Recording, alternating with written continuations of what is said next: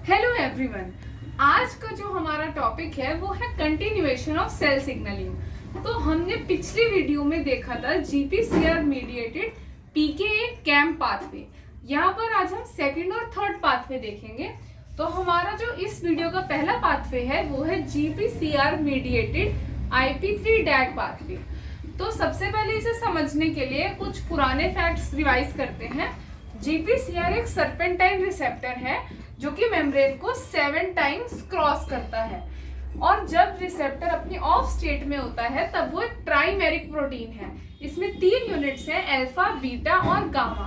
अब क्या होता है, जब भी इससे लाइगेंड आके बाइंड करता है तब ये एक्टिवेट हो जाता है। एक्टिवेटेड स्टेट में अल्फा बाइंड करता है जीटीपी से और बीटा गामा यूनिट से डिसोशिएट हो जाता है। जैसे ही जीपीसीआर रिसेप्टर एक्टिवेट होता है अब वो जाके एक सिग्नलिंग कैस्केड चलाता है। इस केस में, इस पर्टिकुलर सिग्नलिंग में activated GPCR protein will lead to activation of PLC. PLC का मतलब है फॉस्फोलाइपेज सी। फॉस्फोलाइपेज सी क्या करेगा, जैसे हमें पता है लाइपेज का काम है तोड़ना, वैसे ही एक लिपिड है PIP2 फॉस्फेटिडाइल इनोसिटोल 4,5 बिसफॉस्फेट, जिसको कि पीएलसी तोड़ेगा IP3 और डैग में। IP3 is inositol phosphate 1,4,5 ट्रिसफॉस्फेट and DAG is diacyl glycerol. Now let's talk about the function of IP3. आखिर ये जो IP3 और DAG बनेंगे इनका क्या इंपॉर्टेंट रोल है। तो IP3 का रोल इस तरह से है कि we all know SCR that is smooth endoplasmic reticulum में बहुत सारा कैल्शियम होता है। तो यहाँ पर there are some IP3 gated calcium channels which help in transportation of calcium. जैसे कि अगर आपने पढ़ा होगा, जो चैनल्स होते हैं जो कि फैसिलिटेटेड डिफ्यूजन करवाते हैं, वो क्या करते हैं, किसी आयंस को अंदर या बाहर की तरफ ट्रांसपोर्ट करते हैं।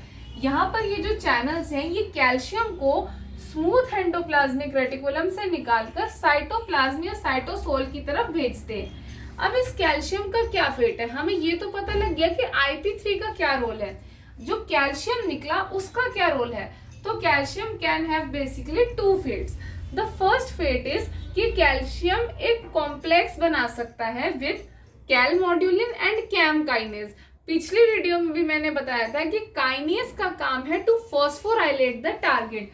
तो ये जो कॉम्प्लेक्स है ये किसी पर जाकर फॉस्फेट ऐड कर सकता है, और जो इसका दूसरा फेट है वो ये है कि इधर it can carry protein kinase C to the membrane. अब मेम्ब्रेन पर जाने से क्या होगा कि जो प्रोटीन काइनेज सी है वहां पर डैग जो है हमारा diacyl glycerol which is already present on the membrane, it will help in the activation of protein kinase C.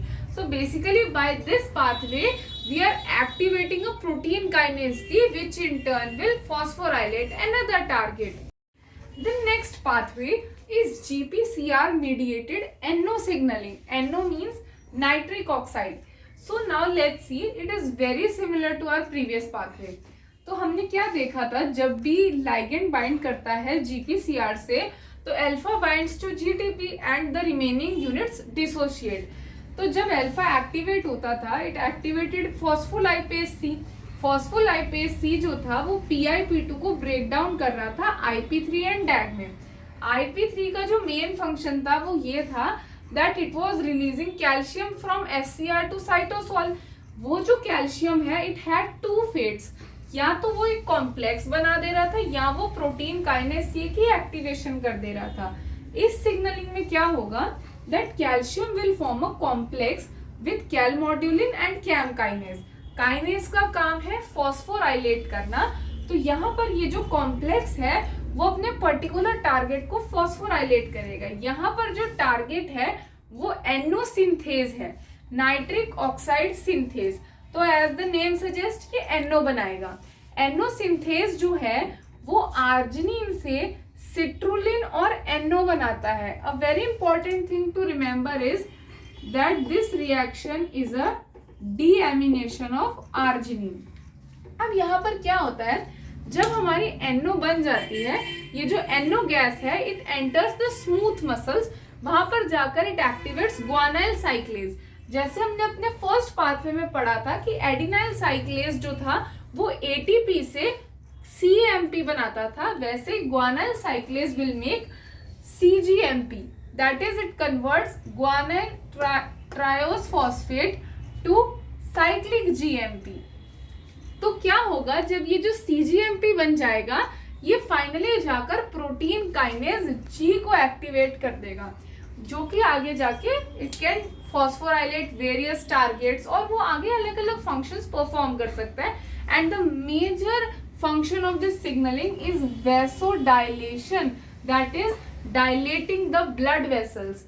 So in this pathway we can see that काफी ज्यादा ये जो पाथवे है ये हमारा IP3 डैग पाथवे से ही मिलता है। The only difference which begins here is that कि यहाँ पर एनो सिंथेज एक्टिवेट होता है, एनो बनता है एंड वो स्मूथ मसल्स के थ्रू कैसे सीजीएमपी बनाता है एंड प्रोटीन काइनेज जी को एक्टिवेट करके वैसोडाइलेशन करता है। In our next part we will discuss the remaining GPCR signaling. Thank you and I hope you like the video.